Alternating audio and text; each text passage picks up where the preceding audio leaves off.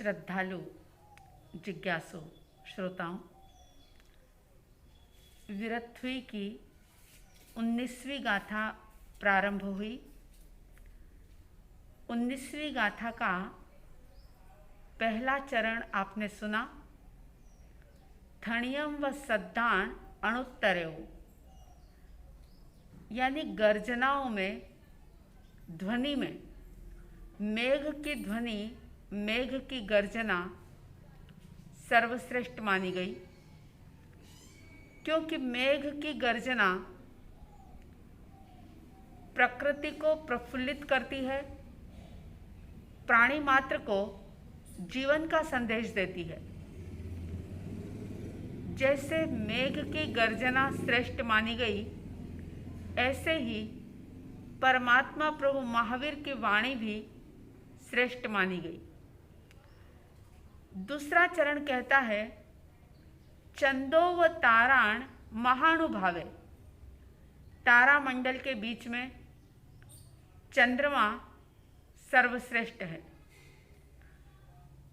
चंद्रमा को अमृत का देवता कहा जाता है और ऐसी मान्यता है कि चंद्रमा की किरणों में, चंद्रमा की रश्मियों में अमृत का वास होता है। और इसीलिए आप लोगों ने कभी गौर किया होगा कि कई जगह अमावस्या के दिन बीज नहीं डाले जाते, बीजों का वपन नहीं किया जाता, इसलिए कि अगर अमावस्या के दिन भूमि में बीज डाले जाए तो वे बीज रस विहीन हो जाते हैं, क्योंकि हर बीज में, हर वनस्पति में चंद्रमा की किरणों से ही रस पड़ता है।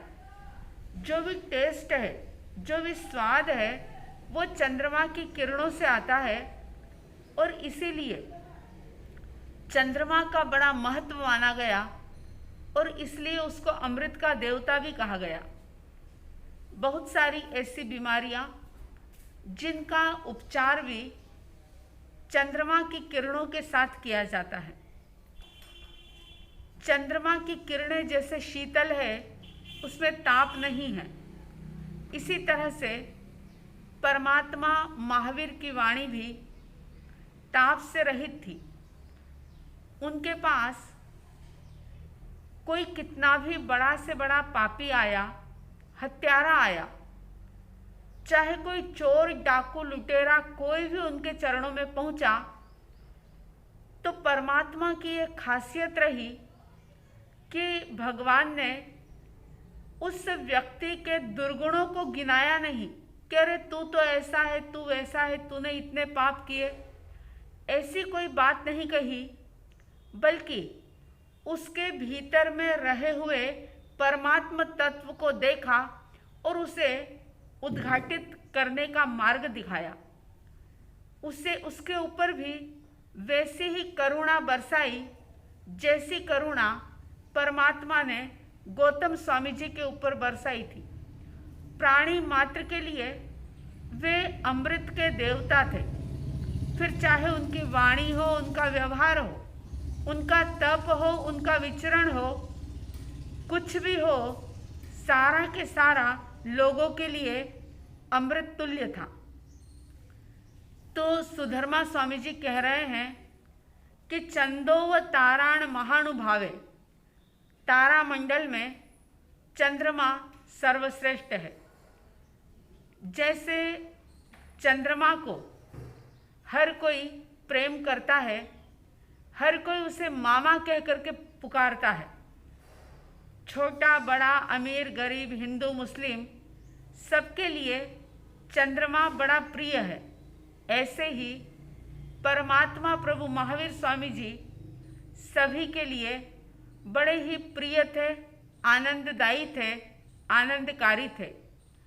उनका सानिध्य हर जीव के लिए एक वरदान सिद्ध होता था। लेकिन अगर हम देखें तो चंद्रमा में कुछ कमी भी है। चंद्रमा का, वैसे तो चंद्रमा को सब प्यार करते हैं, लेकिन चंद्रमा का एक दुश्मन भी है। जैसे चोर को चंद्रमा की चांदनी अच्छी नहीं लगती, विरही व्यक्ति को, वियोगी व्यक्ति को चंद्रमा अच्छा नहीं लगता, इसी तरह से जो मिथ्यामती लोग थे, जो मिथ्यात्वी थे, मिथ्यावादी थे, उनको भी परमात्मा महावीर की वाणी समझ में नहीं आती थी, रास नहीं आती थी। भगवान का विचरण उनको अच्छा नहीं लगता था, भगवान का समागम वे नहीं चाहते थे। जैसे विरही व्यक्ति को चंद्रमा अच्छा नहीं लगता, लेकिन परमात्मा प्रभु महावीर स्वामी जी का सानिध्य पाकर के, उनके ज्ञान को पाकर के व्यक्ति को सत्य समझ में आ जाता था, और फिर ये संयोग, वियोग, मिलन, बिछड़न, ये सारी चीज़ों के जो द्वंद्व हैं, जो भीतर में एक आंदोलन चलता है, वो सारा के सारा समाप्त हो जाता था। ऐसी ताकत थी परमात्मा महावीर स्वामी जी की वाणी में। और चंद्रमा में बहुत सारी कमियां हैं। जैसे चंद्रमा को सबसे ज़्यादा प्यार करने वाला एक प्राणी चकोर होता है, लेकिन इतना चाहने के बावजूद भी वह चकोर कभी भी चंद्रमा को प्राप्त नहीं कर सकता, चंद्रमा को उपलब्ध नहीं कर पाता।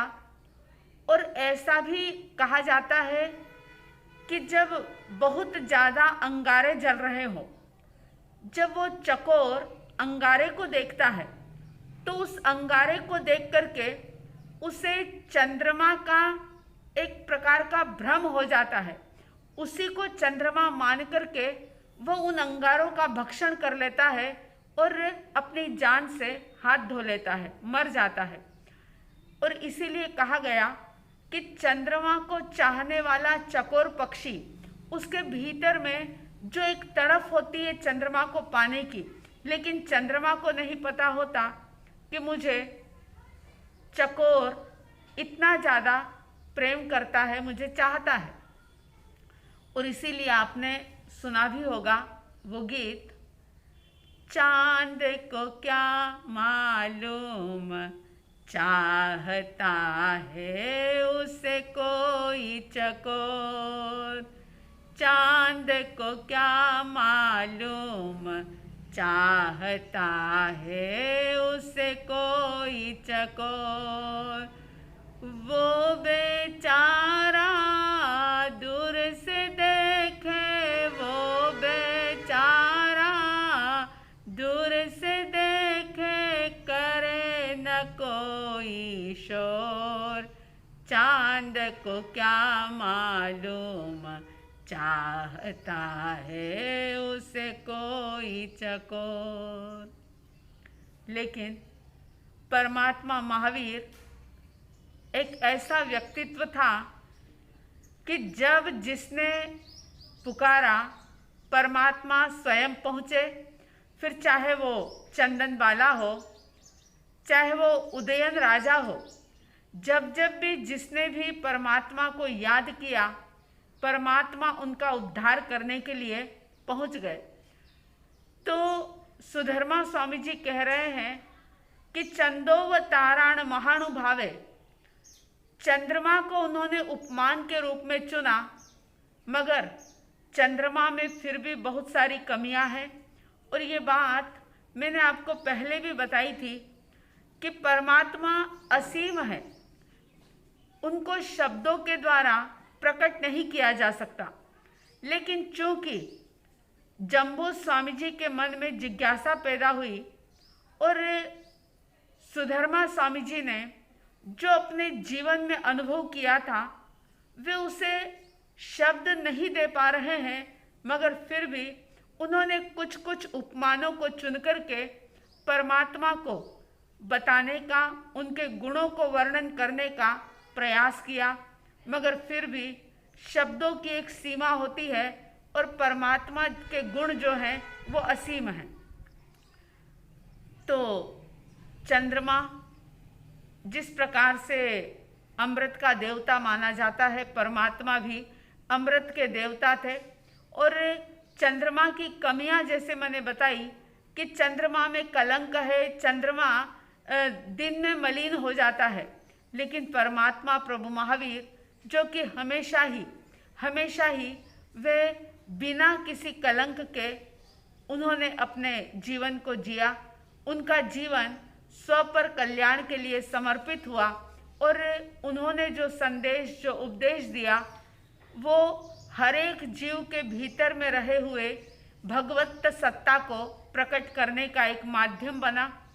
तो ऐसे परमात्मा प्रभु महावीर स्वामी जी को बड़ी श्रद्धा और भक्ति के साथ नमन करें, वंदन करें, अपनी श्रद्धा और आस्था के भाव को बढ़ाएं, क्योंकि जब तक श्रद्धा और आस्था घनीभूत नहीं होती, सघन नहीं होती, तब तक किसी भी साधना और आराधना का लाभ प्राप्त नहीं होता।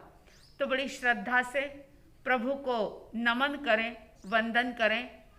जिनका परम पावन चरित जल निधि समान अपार है, जिनके गुणों के कथन में गणधर न पावे पार है।